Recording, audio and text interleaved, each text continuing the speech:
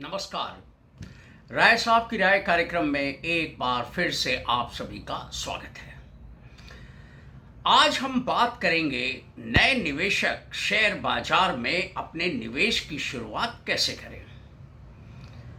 ये खासकर उन निवेशकों के लिए है जो पहली बार शेयर बाजार में या तो उतरना चाहते हैं या फिर शेयर बाजार में अभी नए नए उतरे हैं। अब ऐसे निवेशकों के सामने क्या क्या समस्याएं आकर खड़ी हो जाती हैं और वो कहाँ चूक कर जाते हैं, हम आज इन पहलुओं को टटोलेंगे और एक कोई अच्छा रास्ता तलाशने का प्रयास करेंगे जो कि सुरक्षित हो और जिससे कि लॉन्ग टर्म में अच्छी वेल्थ बनाई जा सके। तो आइए बिना देर किए वीडियो को करते हैं शुरू। वीडियो में सबसे पहले मैं एक बात स्पष्ट कर देना चाहता हूं कि ये वीडियो विशुद्ध एकेडमिक पर्पस से बनाया गया है और इसके अंदर केवल एकेडमिक जानकारियां दी गई हैं। ये ना तो कोई निवेश संबंधी रिकमेंडेशन है, ना ही निवेश संबंधी कोई एडवाइस है। मैं जिन शेयरों के नाम लूंगा उन शेयरों के बारे में भी ना तो कोई निवेश संबंधी एडवाइस या रिकमेंडेशन होगा और न ही कोई सलाह मेरी तरफ से होगी। आपको जो भी फैसला लेना है आप अपने होमवर्क और रिसर्च वर्क का आकलन करने के बाद कोई फैसला ले। तो आइए एक एक करके शुरू करते हैं। दोस्तों, नए निवेशक जब शेयर बाजार में आते हैं तो उनके सामने सबसे बड़ी समस्या यही खड़ी हो जाती है कि आखिरकार वो कहाँ पैसा लगाएं।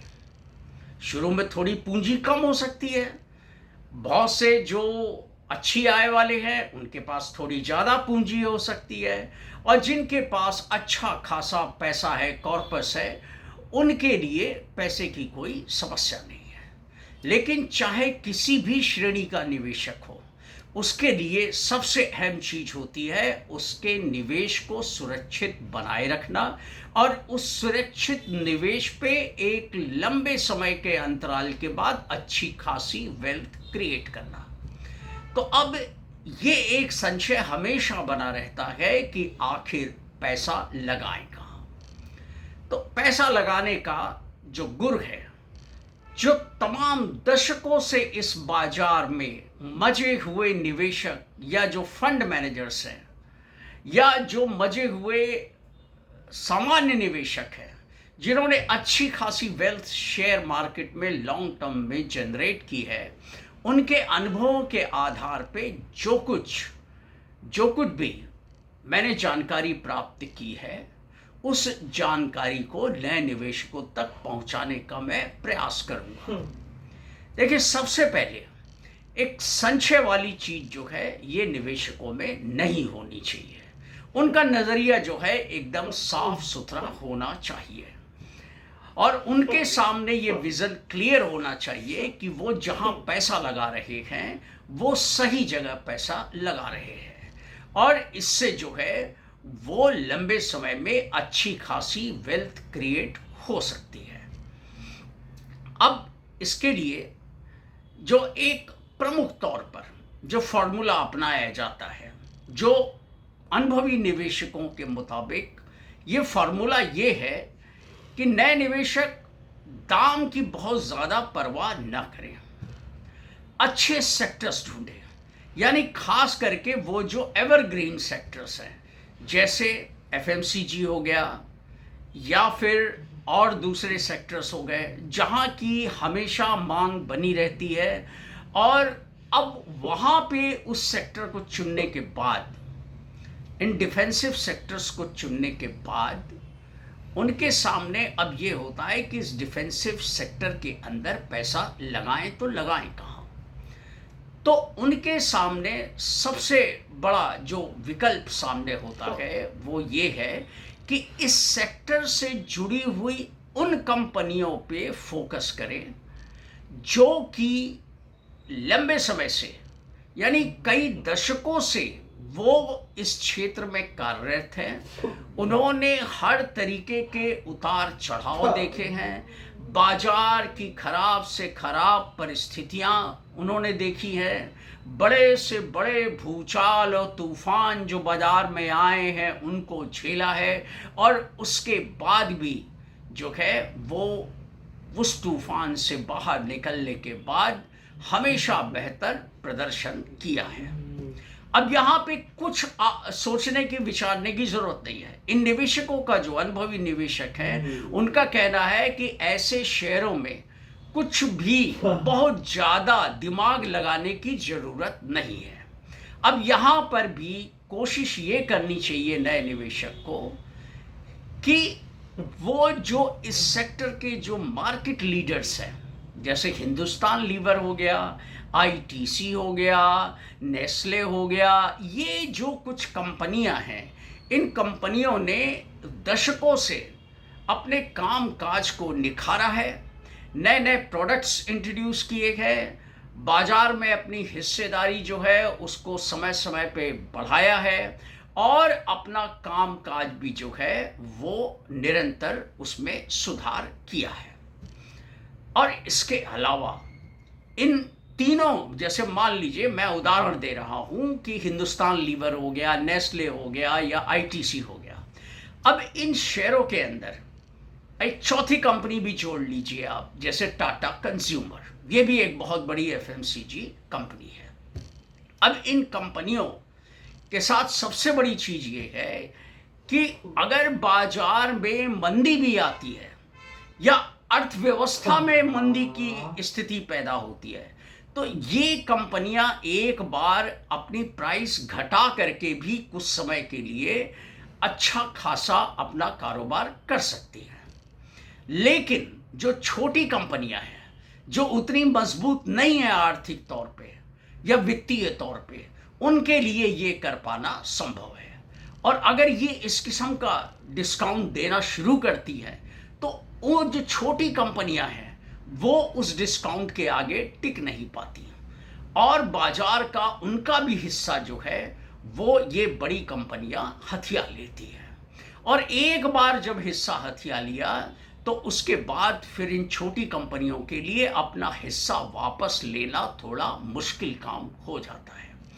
अब एक और खूबी है इन जो इस्टेब्लिश कंपनियां हैं, जो मार्केट लीडर कंपनियां हैं, खास करके एफएमसीजी सेक्टर की, जो सबसे डिफेंसिव माना जाता है। अब इन कंपनियों के साथ सबसे बड़ी खूबी क्या है, मसलन आईटीसी को ले लीजिए। आईटीसी जो है वो एक अच्छा खासा डिविडेंड भी देती है। उसकी डिविडेंड यील्ड जो है आज के मूल्य भाव के हिसाब से लगभग 5 से 5.5% करीब है। यानी 5 से 5.5% डिविडेंड यील्ड जो है ये फिक्स डिपॉजिट से थोड़ा कम, और जो बचत खाते में ब्याज मिलता है उससे कहीं ज़्यादा है। और इसको अगर, अब इसमें भी क्या है कि इसका मुख्य आय का स्रोत एक ज़माने में सिगरेट हुआ करता था, और सिगरेट के मामले में इस कंपनी की बाजार हिस्सेदारी लगभग 80% थी। लेकिन कुछ सरकारी रेगुलेशंस के कारण, टैक्स बर्डन्स के कारण हमेशा जो है ये टारगेट पे रहती है। ऐसी स्थिति में चूंकि इसके पास मार्केट शेयर है, तब भी ये बाजार में टिकी रह जाती है, और ठीक है।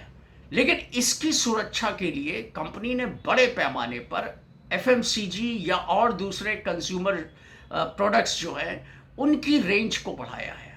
इसके अलावा इनके पास कई और डिवीजन्स हैं, मसलन जैसे पेपर बोर्ड, पेपर, स्टेशनरी, उसके अलावा जो है होटल्स, उसके अलावा जो है इनके पास जो है वो और दूसरे जो है वो नीश प्रोडक्ट्स हैं जो वेलनेस से जुड़े हुए हैं, जहाँ की मार्जिन अच्छा खासा है। अब ऐसी स्थिति के अंदर दिन पे दिन जो है आईटीसी ने कई साल पहले ये मन बना लिया था कि अब बहुत ज़्यादा सिगरेट कारोबार पे निर्भरता हमको ख़त्म करनी होगी। तो धीरे धीरे उन्होंने इन सेक्टर्स को जो है एक्सपेक्ट किया। एग्री सेक्टर में इस कंपनी के पास बहुत बड़ा जो है वो बाजार है। एक्सपोर्ट मार्केट में बहुत बड़ा बाजार है। तो इस तरीके से इनकी एक सॉफ्टवेयर कंपनी भी है।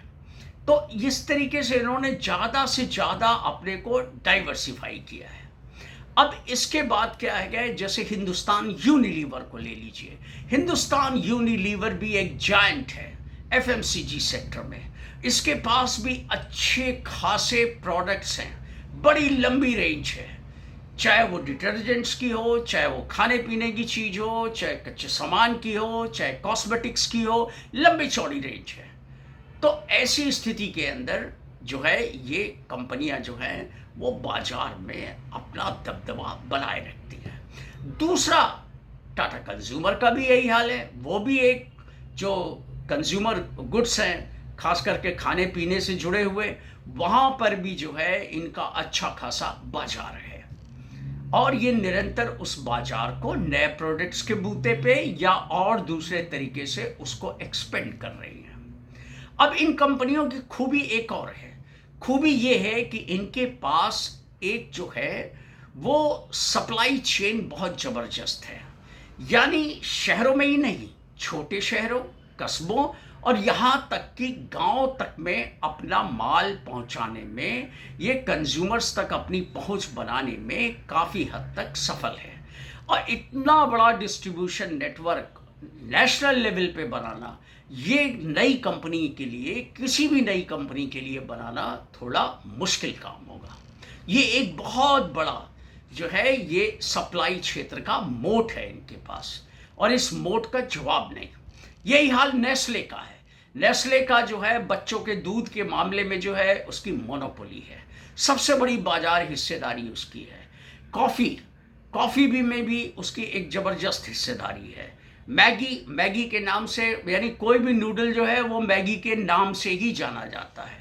मैगी है, मिल्क मेड है और दूसरे तमाम, उसने अभी हाल में जो है वो मिलेट्स बेस्ड जो है वो प्रोडक्ट्स लॉन्च किए हैं। अब इस तरीके से इनके पास जो है एक बहुत बड़ा बाजार है और बहुत बड़ा इनके पास एक नेटवर्क है और बहुत बड़ा टेक्नोलॉजिकल सेटअप है। तो इस टाइप की कंपनियों में अगर पैसा लगाया जाए तो वो काफ़ी हद तक सुरक्षित रहता है और कालांतर में ये कंपनियां अच्छा वेल्थ बना के दे सकती हैं। अब मान लीजिए हिंदुस्तान यूनिलीवर को ले लीजिए। अब माना ये जाता है कि ये यूनिलीवर जो है उसने पिछले कई सालों से निवेशकों के निवेश को बहुत ज़्यादा नहीं बढ़ाया है और एक ही जगह जो है वो स्थिर रखा है। मैं मान सकता हूँ इस चीज़ को, लेकिन एक चीज़ जो सबसे बड़ी है वो ये है कि कम से कम कंपनी सुरक्षित है और निवेश सुरक्षित है। आईटीसी के भाव भले ही गिर गए हों, अब ऐसे में क्या है कि जो अनुभवी निवेशक हैं उनका कहना ये है कि जब ज़्यादा भाव गिरे, किन्हीं भी कारणों से बाजार में कोई क्रैश आए या उस उद्योग से जुड़े हुए कुछ निगेटिव न्यूज़ फ्लो के कारण गिरावट आए, तो ऐसे में इन कंपनियों के शेयरों का एक्युमुलेशन करना वो ज़्यादा बुद्धिमानी का काम हो सकता है। लेकिन आईटीसी ने अच्छी खासी वेल्थ बना के दी है। अब नेस्ले ने भी जो है अच्छी खासी वेल्थ बना के दी है लंबे टर्म में। तमाम बोनस इश्यूज उसने दिए हैं, डिविडेंड भी अच्छा दिया है और अपने कामकाज को भी एक बेहतर स्तर तक बनाए रखा है। तो कहने का मतलब ये कि सबसे पहले डिफेंसिव सेक्टर किसी भी नए निवेशक के लिए वो पहली पसंद होनी चाहिए, क्योंकि वहाँ पैसा उसका सुरक्षित होगा। अब अगर मान लीजिए हिंदुस्तान यूनिलीवर है, नेस्ले है, आईटीसी है, अगर ये कंपनियां डूब जाएंगी तो फिर बाजार में बचेगा क्या? अगर ये जिस दिन कंपनियां डूबेंगी, जिस दिन लड़खड़ाएंगी, उस दिन बाजार में कोहराम मच जाएगा और बाजार जो है वो वहाँ अफरा तफरी का माहौल हो जाएगा। तो ये इनके पास दशकों पुराना जो है कारोबार का इतिहास है। इसलिए इस टाइप की कंपनियां जो हैं वो नए निवेशकों के लिए फोकस में रहनी चाहिए। वो दीगर बात है कि लीवर आज की डेट में बहुत महंगा है। नेस्ले जो है वो थोड़ा विद इन रीच है। बहुत महंगा अभी नहीं हुआ है। बाज़ार में जब से जो है थोड़ी उठा पटक का दौर जारी है, तब से जो है वो बहुत ज़्यादा नीचे नहीं गिर पाया, और बॉटम से अपने जो है वो लगभग 200-300 रुपए ही ज़्यादा है। इसी तरीके से आईटीसी है, आईटीसी भी एक अच्छे अट्रैक्टिव प्राइस बैंड में है। तो इस तरीके से जो है वो एक सुरक्षित निवेश वो बना सकते हैं, और कालांतर में आईटीसी ने भी बहुत वेल्थ क्रिएट की है, मतलब जनरेशनल वेल्थ क्रिएट करके दी है। और ये सब कहीं ना कहीं इनके साथ पॉजिटिव पहलू ज़्यादा है, नेगेटिव पहलू कम है। तो पहला तो ये कि इस टाइप की जो सबसे सुरक्षित क्षेत्र हो, यानी डिफेंसिव क्षेत्र हो, और जहां सबसे मार्केट लीडर कंपनीज हो, और जिनका इतिहास बहुत लंबा हो, उन्होंने तमाम तूफान देखे हों, और उसके बाद भी जो है और मजबूत बन के इस तूफान से निकले हों। तो ऐसी कंपनियों में जो है, और जिन्होंने निवेशकों के लिए लॉन्ग टर्म में जो है अच्छी वेल्थ जनरेट करके दी हो, तो ऐसी कंपनियों में फोकस करें और वहाँ पैसा लगाएं। तो आज के वीडियो में इतना ही। इसका आप मेरा मकसद समझ गए होंगे कि इन कंपनियों में, जैसे कि ये जो मार्केट लीडर कंपनीज हैं एफएमसीजी क्षेत्र की, ये जो है वो एक सुरक्षित निवेश हो सकता है, और नए निवेशक जो है वो इन कंपनियों में सुरक्षित रह सकते हैं। और कालांतर में वो जो है, जैसे मान लीजिए बहुत से निवेशक हैं जो थोड़ा कम प्राइस के शेयर्स खरीदना पसंद करते हैं, या जिनके पास पूंजी थोड़ी कम है, वो कम शेयर खरीदना चाहते हैं, कब छोटे प्राइस वाले, तो उसमें आईटीसी जैसे शेयर है जो विद इन रीच हो सकते हैं। और ये कोई ज़रूरी नहीं कि आप एक ही बार में ये सोचें कि हम बहुत बड़ा जो है वो अपने पोर्टफोलियो में जो है वो एक्युमुलेशन कर लेंगे। नहीं, धीरे धीरे बूंद बूंद करके जो है वो घड़ा भरता है। धीरे धीरे करके अपने निवेश को बढ़ाएं, शेयरों की संख्या को बढ़ाएं, और उसके बाद तब फिर जो है वो, अब जैसे नेस्ले है वो थोड़ा महंगा है, लगभग 1400 1450 के आसपास है। वो थोड़ा थोड़ा करके जब थोड़े पैसा जुटा के रखिए, और उसके बाद फिर एक एक दो दो ये सब इस तरीके से भी लिया जा सकता है। ये मेरा कोई रिकमेंडेशन नहीं है, न मेरी निवेश सलाह है कोई, मैं केवल एक उदाहरण के तौर पे आपको समझा रहा हूँ। तो आपको मैं समझता हूँ कि मेरे कहने का मकसद क्या है ये आप समझ गए होंगे। और ये पेनी शेयर्स के चक्कर में कतई ना पड़े, क्योंकि पेनी शेयर्स जो है जिनका कुछ आपको बहुत ज़्यादा जानकारी ना तो है आपके पास, ना वो जानकारी शेयर करते हैं इन्वेस्टर्स के साथ, न शेयर बाज़ार के साथ, और उनका क्या कामकाज है, वो कैसे क्या करेंगे नहीं करेंगे, उनके बारे में बहुत ज़्यादा जानकारी मिलना थोड़ा मुश्किल काम होता है। अब उनमें भी बहुत से जो हैं छुपे हुए हिडन जेम्स हैं, लेकिन वो खोजना एक नए निवेशक के लिए बहुत मुश्किल काम है। अच्छे अच्छे अनुभवी निवेशक भी वहाँ मात खा जाते हैं, इसलिए ऐसे पेनी शेयरों से बच के रहें। क्योंकि नए निवेशक के साथ सबसे बड़ी कमजोरी क्या होती है कि वो जब बाज़ार में आता है तो वो ऐसे ही पेनी शेयर्स को ढूंढता है, और अच्छी खासी संख्या में जो है वो शेयर्स एक्युमुलेट करता है, और वो ये सोचता है कि कितनी बड़ी हमने जो है वो इन्वेस्टमेंट कर दिया, और जल्दी ही ये मल्टीप्लाई होकर के कई गुना हो जाएगा, और उसके बाद वेल्थ ही वेल्थ बनेगी। लेकिन ये कभी कभी बहुत नुकसानदायक साबित हो जाता है। मैंने कई निवेशकों को देखा है जिन्होंने अपनी पूरी पूंजी जितनी लगाई थी वो भी उन्होंने गंवा दी। तो नए निवेशक को फ्यूचर ऑप्शन, एमटीएफ, ये इस टाइप के जो है डे ट्रेडिंग, इन सारे हथकंडों से अपने को दूर रखना चाहिए।